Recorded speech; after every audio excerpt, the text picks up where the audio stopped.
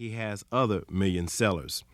Although Reverend Cleveland is more at home with the gospel, he said he likes all variety of music and a number of artists. By all definitions, Reverend Cleveland is a self-made man.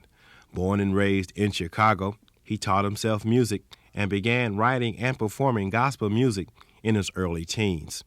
Many of his songs he sold to music publishers for $40 or $50. Reverend Cleveland tries to create songs with a message straight from the Bible. On occasion, he simply rearranged the words of a popular song and comes up with a beautiful message. For example, D.J. Rogers' Say You Love Me, which he changed to Say You Love Him. Besides being one of the world's foremost gospel singer, composers, and minister, Reverend Cleveland is founder and president of the Gospel Music Workshop of America. Well, I felt that the Gospel Workshop was the type of organization that was needed because primarily there is no training ground for gospel and religious music in the country. There are music schools that teach curriculums of their own, but there are no places where people who aspire to be gospel artists or want to learn, they're either just born with it, but there are folk who have a small amount of talent and a great deal of ability. They just need somebody to help them to help show them how to expand on the talent that they already have. And this is what the workshop is about. Gospel music has become such an intricate part of the church and such an intricate part of black American music that, now it's no more just confined to a church thing. So people who expound in it need to know how to present it and promote it first class, because it is actually an art form. So it needs to be polished to the place now where when we offer it to people for $8, $10, $12 tickets, we can say to them, you're going to see the kind of promotion and production that you would see in any other field. You're a self-taught gospel musician. Did you find it difficult in learning the basic of gospel music? Well, no. Fortunately, I was born in Chicago, which was the hub of gospel music. So the natural talent that I had was developed through being around the greats in the field. I came up around Thomas A. Dorsey and Mahalia Jackson and Roberta Martin and all those people who were the forerunners of gospel music. And I happened to come along during the time that they were in power, and I had the privilege to sit under them and learn a great deal from them. Do you think the gospel sound has changed, the style, the lyrics? Of course, it changes every day. It changes with whatever the times are, which speaks very good for gospel, because gospel is such a flexible kind of music. It can adjust and adapt to any time. You worked with Quincy Jones on the music portion of Roots. Was that an enlightening experience? Well, it was enlightening for them because they needed somebody to bring an authentic sound of Negro spirituals and slave music. And I have pretty extensive background, in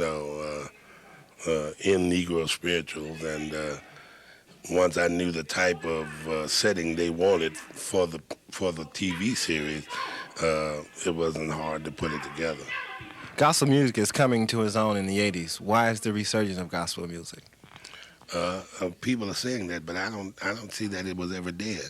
From the time, last year gospel enjoyed 50 years, and they say a resurgence, and I don't. The only reason there would be a resurgence in certain areas, there used to be a great deal of time allotted to the listening public, where people had a chance to hear the artists. There was plenty of radio time devoted to gospel in the black community. So therefore, through the radio, the artists were made. People knew who they were, and they became, very popular through radio. Now, many of the cities discontinued gospel music on the air, so therefore many of the artists can't be known because they can't be heard. People can't buy what they don't know about. And this is the only thing. Now there are more stations becoming commercial. They see that gospel has a commercial value to it, that people can make money, that sponsors can promote radio shows without fear of losing money because people will buy the products. So now that they see that there is a commercial into it, more stations are coming back on the air with time for black gospel. So therefore, black gospel artists will be known. But even if radio doesn't wholeheartedly come back, you have television. And and now the people have begun to see black gospel artists on TV. So one TV show is worth 10,000 radio shows. You understand? So there's a wider audience, to be exposed to. So therefore, many of the gospel artists are becoming known now. And so when they go to do public appearances, they're going to have a crowd because people want to see them. To what does Reverend James Cleveland, attribute his longevity in the gospel entertainment industry? Perseverance, I think, more than anything. How have you stayed on top of everything? Well, like I say, perseverance. You know, if you have pride in what you're doing, and I believe in what I'm doing, I love the music, and plus, I have always felt that people should leave something in the field. I feel like if you get in a certain area and you excel in that area, you owe something to the people who helped make you. You know, so if you give something back, which is something that many of the singers have not learned to do yet, you're going to have to stop getting all, and you're going to have to give some back. So the Gospel Workshop is one of the mediums by which I hope to give some back. And, you know, long after I'm dead, this organization will still strive to train and inspire young artists who come along.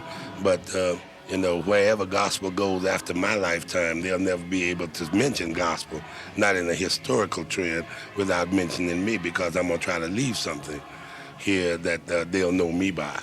You know. Do you like to be called the king, the Pied Piper of gospel music? No, I don't really care for the accolades at all. It doesn't really matter to me. I'd just rather be called James Cleveland, the preacher, or James Cleveland, the singer. People are going to dub you with different names, and and it's nice. It's nice that they think of you as that great, that you could become a king or something. But that really doesn't hold any great attraction to me, no.